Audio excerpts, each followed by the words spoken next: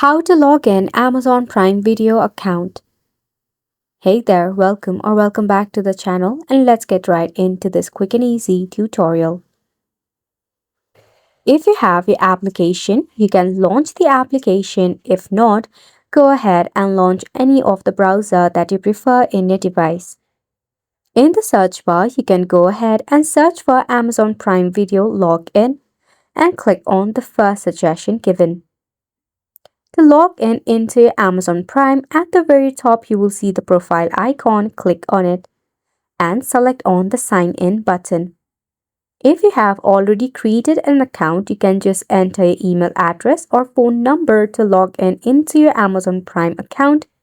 If not, tap on create account and enter the first name, last name, mobile number and your password. After verification, you'll be able to create a brand new Amazon Prime account. If you already have an account, just enter your email address or password and tap on the continue button. Enter the OTP code that is sent into your phone number. Once done, click on the continue option, after which you'll be able to log in into your account.